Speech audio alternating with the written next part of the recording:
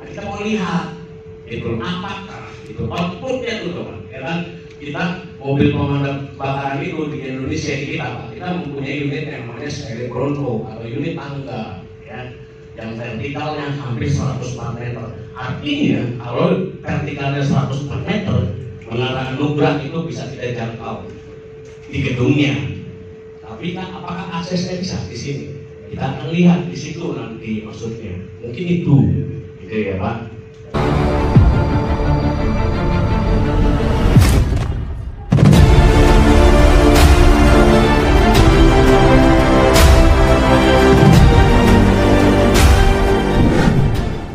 Lanjut ya Pak ya.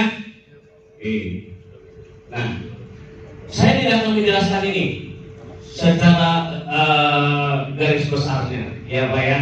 Saya akan, apakah yang hadir di hadapan saya ini, ya, besok adalah sebagian yang terlibat dalam acara kegiatan simulasi, betul? Ya, role warden, ya bagiannya, semuanya, bukan? Atau yang mewakili? Di sini hanya mewakili saja, mewakili. Ya hanya role warden aja ya. Apakah ada juga petugas-petugas lainnya, umpamanya atau petugas medical first responder atau petugas P3K, fire brigade lokalnya? Tidak, hanya role warden saja. Baik, siap. Baik ya. Nah, nanti kita akan coba dari posko juga buat timnya. Ya, kalau buat yang para perwakilan dari Tenang mungkin bisa. Ini nanti kita coba diskusi terkait dengan kegiatan besok. Oke. Nah, kembali ya, pelaksanaan MKKG yang paling sedikit terdiri dari tahapan program kerja, struktur organisasi. Harus di sini ada struktur organisasi. Struktur organisasinya dalam rangka ya melakukan upaya pencegahan atau penyelamatan khususnya resiko kebakaran. Ya, di mana itu tugas-tugasnya? Itu. Nah, tugas dan fungsinya berkoordinasi dalam hal ini dengan Dinas Penanggulangan Kebakaran dan Penyelamatan Provinsi DKI Jakarta. Nah, sarana dan prasarananya mendukung. Alhamdulillah, tadi hanya saya sekilas ya untuk sarana dan prasarana dalam rangka upaya pemadaman atau pencegahan kebakaran ini sudah Menara Anugrah. Memang kalau saya lihat dari dulu memang sudah terpenuhi itu sedikit ya. Itu. Ya mungkin perlu ada tambahan lagi ya. Gitu ya. Nah, standar operasional prosedur atau rencana tindakan darurat kebakaran terus kita sebut RTPK. Nah, itu. Nah, yang terakhir adalah ya pelatihan dan simulasi evakuasi kebakaran. Ini wajib kembali Pak, kembali ya. Ini bukan maunya pemadam kebakaran Pak, bukan maunya pemadam kebakaran, tapi memang ini adalah amanat peraturan gubernur, amanat pergub Pak, yang wajib dilakukan oleh seluruh penghuni gedung atau pengelola gedung yang ada di Provinsi DKI Jakarta. Itu. Nah, setelah itu mendapatkan pengesahan. Dalam hal ini pengesahannya itu dari mana? Dari Dinas Penanggulangan Kebakaran dan Penyelamatan. Itu. Oke. Kembali, Bapak mohon izin, saya tidak akan menjelaskan secara detail ya Pak ya. Nanti Bapak yang mau, yang ingin tetap untuk baca-baca, saya akan berikan soft copy-nya buat Bapak. Setuju? Ya. Gitu. Setuju ya Pak? Setuju? Oke. Kamu setuju? Iya sih. Setuju? Oke. Nah, saya akan tahapan programnya.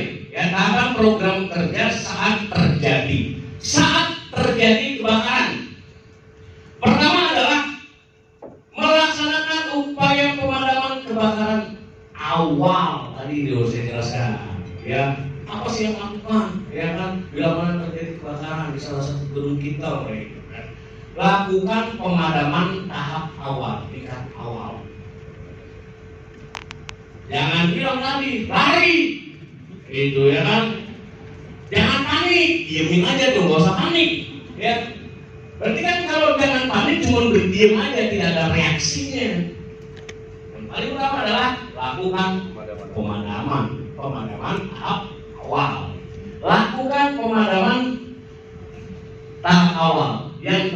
pada bangunan gedung itu sendiri.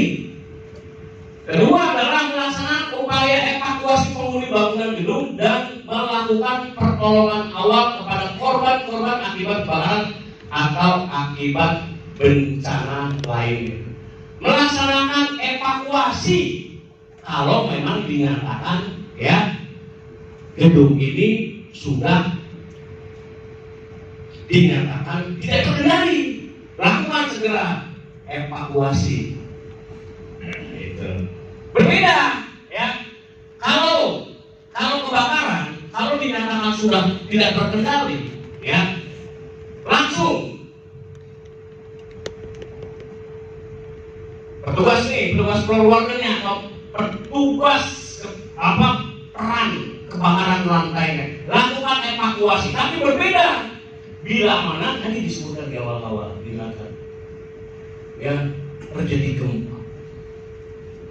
Merasakan. Kalau kita yang notabene kita berada di bangunan tinggi, terasa banget ya kan? Kalau di bangunan tinggi itu terasa banget tuh getarannya. Gitu. Berbeda kalau terjadi gempa, apa yang dilakukan?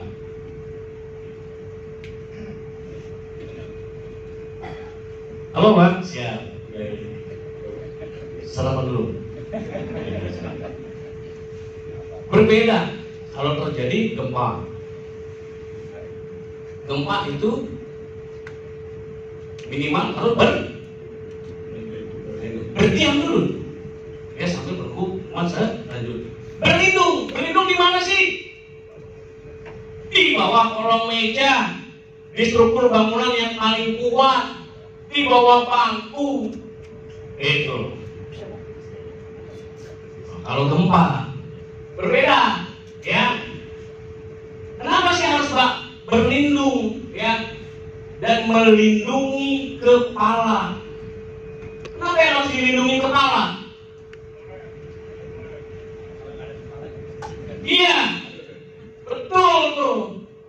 Kenapa harus dilindungi kepala? Karena kepala adalah objek yang paling vital, yang harus dilindungi dulu. Itu. Orang tanpa tangan bisa hidup gak? Bisa. Tanpa kaki bisa hidup gak? Bisa. Ada orang hidup tanpa kepala? Gak ada. Makanya yang dilindungi adalah kepala. Itu. Jadi kepala. Nah, ada lampunya tuh Pak. Dan saya boleh nyanyi? Boleh. Saya boleh nyanyi ya Pak? Apapun mau bebas. Dan kalau ada gempa, lindungi kepala. Kenapa tuh kalau ada gempa lindungi kepala? Ya itu tadi salah satunya. Karena kepala adalah objek vitalnya kita, bagian tubuh yang paling vital. Gitu, bukan objek ya. Bagian tubuh yang paling vital. Kalau ada gempa, masuk kolong meja. Kenapa tuh? Harus masuk kolong meja, kolong bangku, kolong meja, kolong ranjang, boleh. Gitu. Karena bagian dari upaya melindungi. Itu. Dan bila mana terjadi gempa, ya, bila mana terjadi gempa, biasanya struktur gempa itu membentuk huruf V. Itu segitiga kehidupannya adalah di bagian struktur bagian bangunan yang paling kokoh. Salah satunya di gelang doang. Udah pasti. Cuman kebetulan saya waktu itu di gempa di Sumatera Barat di Poso yang berbeda yang di Poso. Ya. Dan gempa paling lama itu di Poso 48 berapa? Hah? Detik. Kalau menit aman. Jadi detik ya. Ini di Poso. Kebetulan saya waktu di Poso dan di Padang ya, ke Padang ya. Saya konsen dulu di Padang ya, di itu ya. Ada yang orang Sumatera?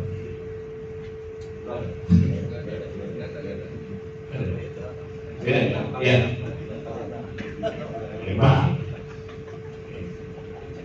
Jadi membentuk huruf B. Kalau ada gempa, itu ya. Saya ulangi ya, lupa lagi tuh soalnya. Kalau ada gempa, lindungi kepala. Kalau ada gempa, masuk kolong meja. Kalau ada gempa, jauhkan jendela. Jauhkan tuh jendela tuh. Kenapa harus jauhkan jendela? Potensi dari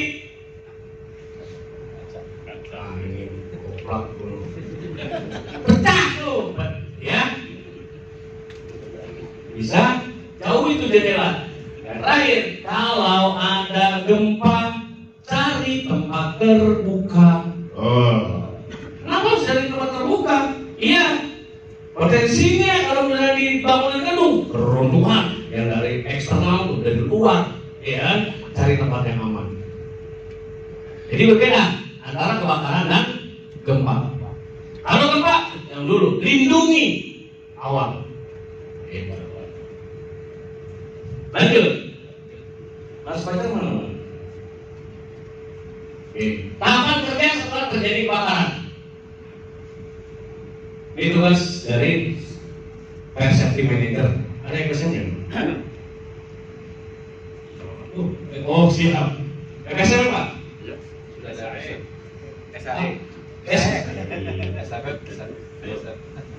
Menara Nugra sebelum ada SM ya Pak, Fire Safety Manager belum. Oh kita ngobrol Pak. Nah, itu nanti ngobrol juga. Ya, jadi ini sebenarnya tugas dari seorang Fire Safety Manager.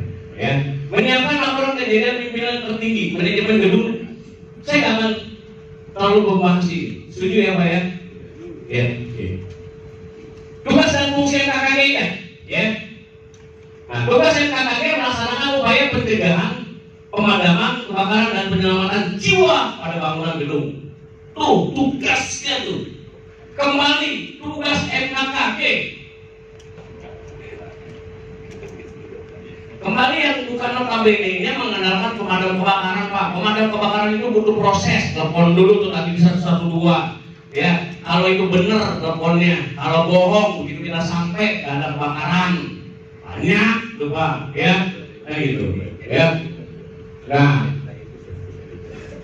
fungsinya adalah melakukan perencanaan keselamatan kebakaran bangunan dan gedung, pemeriksaan, pemeliharaan, perawatan, profesi. Ini adalah tugas dari seorang Fire Safety Manager.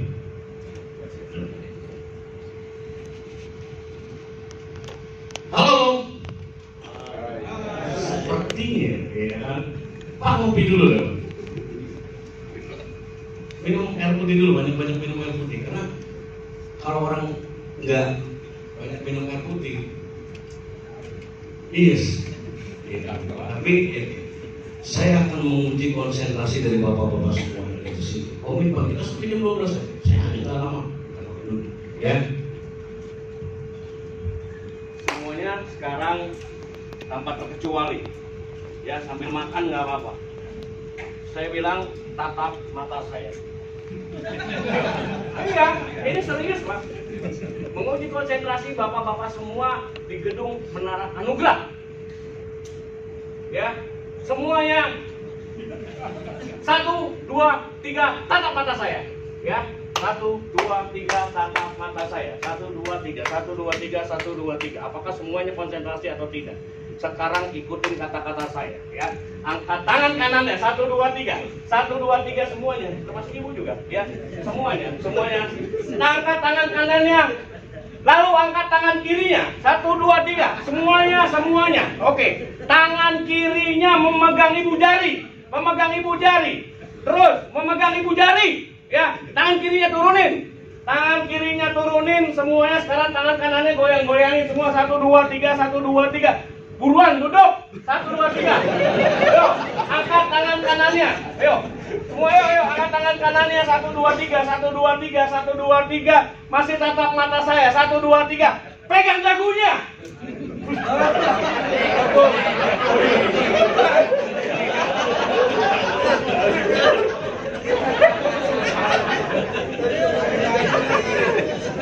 Gini. Maaf,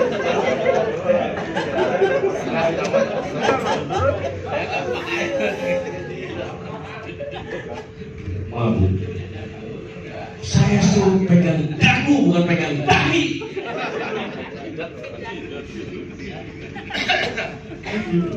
Ya kan? Apa kurang sarapan? Nanti masih ada lagi besok. Kita ngomongin benar, ya. Jadi ya, tapi semuanya, ya, hampir 90% ya menara anugerah kopla.